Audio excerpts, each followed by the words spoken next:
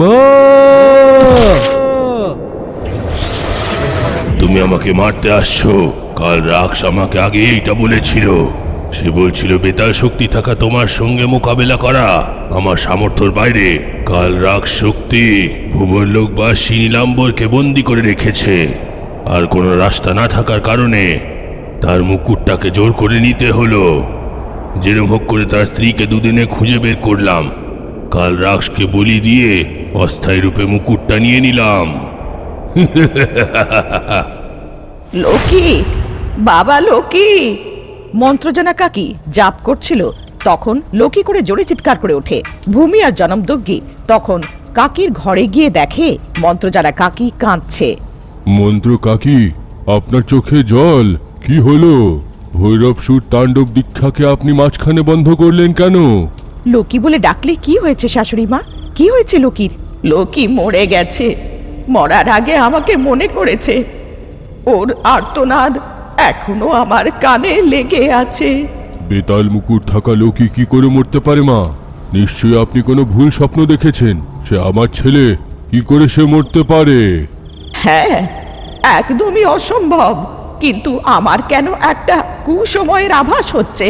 জনমদগ্গি, এবার তুমি ভৈরবসুর তাণ্ডবটাকে আবার শুরু করো। ভূমি, তুমি দীক্ষায় লেগে থাকা জনমদগ্গির খেয়াল রাখবে।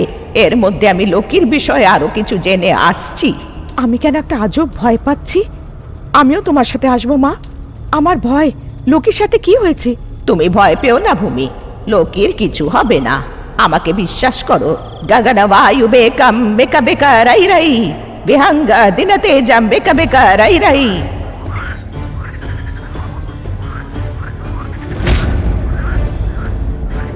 এমন ভাবে মন্ত্র পড়াতে মন্ত্রজানা কাকি আকাশে উড়ে লোকিকে খুঁজতে বেরিয়ে পড়ল। যখন তোমার প্রাণে সংকট আসবে, এই বজ্রটা তখন তোমাকে নিশ্চয়ই বাঁচাবে। যে কোনো পরিস্থিতিতে তোমাকে বাঁচাবে। মনে রেখো, যে কোনো পরিস্থিতিতে এই বজ্রটা যেন নিচে না পড়ে যায়। যদি পড়ে যায় তাহলে এর মানে যে তুমি তোমার প্রাণের রক্ষা করার জন্য বজ্রকে প্রার্থনা করেছো। বুঝলে? সাবধানে থেকো। যখন তোমার প্রাণের সংকট আসবে, এই বজ্র তোমাকে বাঁচাবে। এক পলকে ওর প্রাণ বেরোতেই যাচ্ছিল। তখনই লোকি মানিনীর কথা মনে করল। কোথা থেকে একটা অসাধারণ সাহস পেয়ে গেল। থলেতে লুকিয়ে রাখা 3টে বজ্রর মধ্যে থেকে একটা বজ্র বার করল আর মাটিতে ফেলে দিল।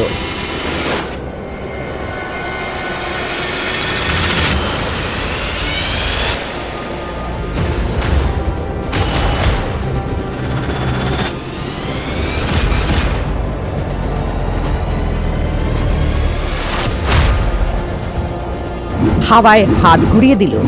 ও নিজের স্থানকে মায়াবী দর্পণের মাধ্যমে মন্ত্রজানা কাকিকে জানিয়ে দিতে চাইছিল। আমি সুরক্ষিত আছি, এই কথাটা মাকে জানাতে হবে। কিন্তু মা তো দীক্ষা করছেন, দীক্ষাটা ভঙ্গ করা উচিত নয়। ঠিক আছে, জমদগ্নিকে বলি। এমন বিচার করছিল, তখনই মন্ত্রজানা কাকি ওর সামনে এসে দাঁড়ালো। আরে, দীক্ষাটাকে মাঝখানে বন্ধ করে দিলেন। ভুল করে আমার জন্য দীক্ষা ভঙ্গ হলো। লোকি, তুমি ঠিক আছো, এটাই সব থেকে বড় কথা। দীক্ষার কি আছে সেটা আবার থেকে শুরু করব। কেন তুমি এত জোরে কেন চাচালে? লোকি যা কিছু হয়েছিল বিস্তারিতভাবে মন্ত্রজানা কাকিকে সবটা জানায়। নাটা ভূত বেড়াল ভূতকে বন্দি করে নিয়েছে। আমার বেতাল শক্তিও ওর সামনে একদম টিকতেই পারলো না। বেতাল পাতাল বিতাল তালতাল, এমন কোন শক্তি দৈব শক্তির কাছে দাঁড়াতে পারবে না। তুমি যেটা বলছো সেটার অনুসারে ওই তান্ত্রিক বিত্রজাল যাকে বন্দি বানিয়েছে, সে ভূবরলোকের সামান্য মানুষ। একটা সামান্য মহিলার মঙ্গলসূত্রর সামনেও আমাদের বেতাল শক্তি টিকতে পারবে না। কারণ ভূবরলোক দেবলোক। ওদের শক্তির সামনে মন্ত্র তন্ত্র ভূত প্রেত পিশাচ সব শক্তি কমজোর। এটার জন্য বিত্রজাল ভূবরলোকের শক্তি প্রাপ্ত করতে চাইছে। ও জানে না যে দৈব শক্তিকে মানুষ একটু সইতে পারবে না। এটা ওর ভ্রান্তি যে ওই মুকুটও মাথায় রাখতে পারবে। ওর শক্তি ওকে রোজ কমজোর, আরো কমজোর করে দেবে। ও মরতে চলেছে, এটা ও যেন জানে না। তো এখন কি করি মা? আমাদের দুজন সঙ্গী ওর কাছে বন্দি। তারপরে আমি মাননীকে বলেছিলাম যে আমি তার স্বামীকে বাঁচাবো। আমরা প্রত্যেক বছর মানিনীকে আর ওর স্বামীকে বিত্রজাল থেকে বাঁচাবো, না হলে মানুষের জন্য এটা অনেক ভয়ানক হবে। তো এখন কি করি মা? আগে ওই জায়গাটায় যাই যেখানে ও থাকে।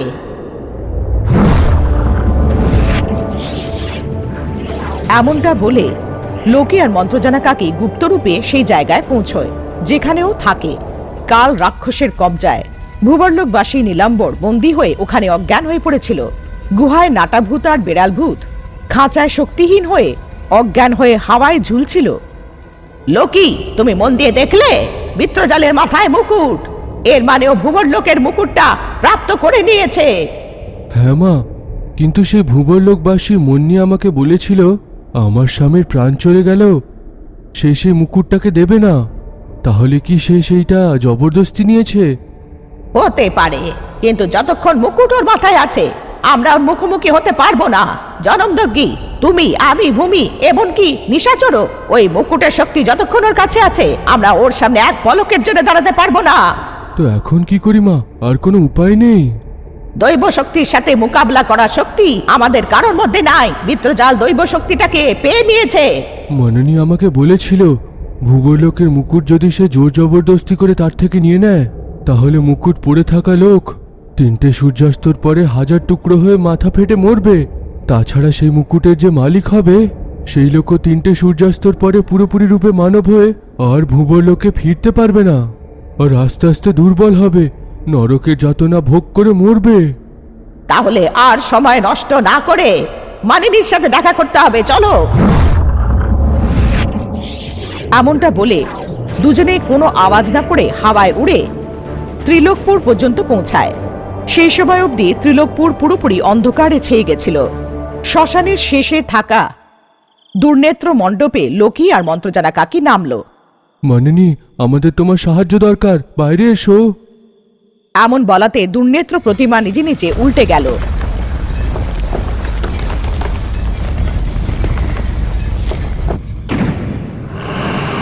যা কিছু হয়েছিল মানিনীকে বিস্তারিতভাবে জানায়। আমি তো বলেছিলাম আমার স্বামী নীলাম্বর কোনো পরিস্থিতিতে মুকুট দান করবে না। ও নিশ্চয়ই জবরদস্তি করে মুকুটটা ছিনিয়ে নিয়েছে। মুকুটটা জবরদস্তি নিয়ে নেওয়ার কারণে 3 দিনের মধ্যে মুকুটের সাথে সাথে ওর মাথাও 1000টা টুকরো হয়ে ভেঙে পড়ে যাবে, মরে যাবে। যদি তোমার স্বামী নীলাম্বরের থেকে মুকুটটাকে জবরদস্তি ওই তান্ত্রিক ছিনিয়ে নিয়েছে তাহলে তোমার স্বামীকে বাঁচানোর জন্য অনেক কম সময় রয়েছে। হ্যাঁ, একটা সূর্যাস্ত শেষ হয়েই গেছে। যদি আরো 2টো সূর্যাস্ত শেষ হতে আমার স্বামীকে না বাঁচানো হলো তাহলে ওনার সাথে আমিও ওনার সাথে আমাদের লোকে ফিরতে পারবো না। আমি সবসময়ের জন্য এই আত্মরূপে দুর্নেত্র প্রতিমার মধ্যে বেঁধে থাকবো, আর আমার স্বামী সামান্য মানুষ হয়ে কিছুদিনের মধ্যে কমজোর হয়ে গিয়ে মরেই যাবেন। এবার কি করব? আমি তোমার স্বামীকে বাঁচানোর কোনো রাস্তাই দেখতে পাচ্ছি না। বেতাল শক্তি দিয়ে বিত্রজালের সঙ্গে আমরা লড়তে পারবো না। তোমার স্বামীকে বাঁচানোর জন্য আমি কোনো উপায় খুঁজে পাচ্ছি না। একটা উপায় আছে, আমি তোমাকে নিজের মুকুট দিচ্ছি। 3 দিনের মধ্যে যদি তুমি আমার মুকুট আমাকে ফেরত দিয়ে দাও তাহলে আমারও কিছু হবে না, তোমারও কিছু হবে না। তার মানে বিত্রজাল যদি 3 দিনের মধ্যে তোমার স্বামীর মুকুটটাকে তোমার স্বামীকে ফিরিয়ে দেয় তাহলে কি ওর কোনো ক্ষতি হবে না? আমার স্বামী ওর মুকুটটা দান স্বরূপে না দিয়ে বরং পুরোপুরি জ্ঞানে থেকে ওকে কোনো ভালো কার্যের জন্য দিয়েছে। আর 3 দিনের মধ্যে যদি মুকুটটাকে ওর থেকে ফেরত নিয়ে নেয় তাহলে দুজনেরই কিছু হবে না। কিন্তু আমার মনে হয় বিত্রজাল আমার স্বামীর থেকে ওই মুকুটটাকে জবরদস্তি নিয়ে নিয়েছে। বুঝেছি, মুকুটটাকে পুরোপুরি ভাবে ফেরত নেওয়ার একটাই উপায় রয়েছে। মুকুটের মালিক ওই মুকুটটাকে শুধু দানের রূপেই দিতে পারবে। হ্যাঁ, যদি দানে দেয় তাহলে আমরা ভূবরলোকের শক্তি পরেক্ষণই ছাড়িয়ে ফেলবো। আমাদের কাছে খুব কম সময় আছে, চলো বিত্রজালের কাছে গিয়ে তার শেষ দেখি। এমনটা বলে মানিনীর মুকুটটা নিয়ে লোকি মন্ত্রজানা কাকির সাথে বেরিয়ে পড়ল। ভূবরলোকের মুকুটটা পড়ার সাথে সাথে লোকি একটা অদৃশ্য শক্তি পেয়ে গেল। এর সাথে সাথে বেতাল শক্তিও পেয়ে গেল। নিজের পুরো শক্তিটা উপযোগ করে বিত্রজালকে পুরোপুরিভাবে হারিয়ে দিল। লোকির শক্তির সামনে বিত্রজালের শক্তি দাঁড়াতে পারল না। বিত্রজালকে মারার সাথে সাথে মুকুট নিচে পড়ে গেল।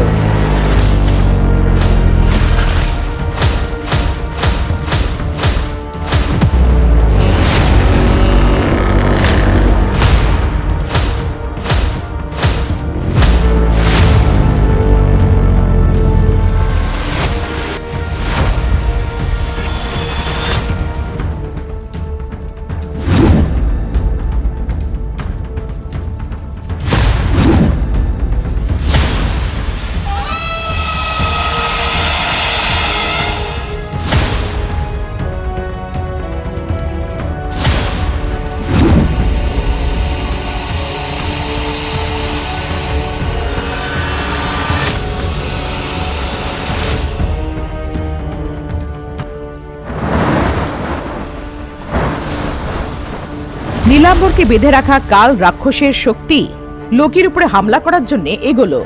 সবাই মিলে কাল রাক্ষসের উপরে হামলা করলো আর ওকে ভস্ম করে দিল। নীলাম্বর নিজের মুকুট পরার সাথে সাথে শক্তি পেয়ে গেল।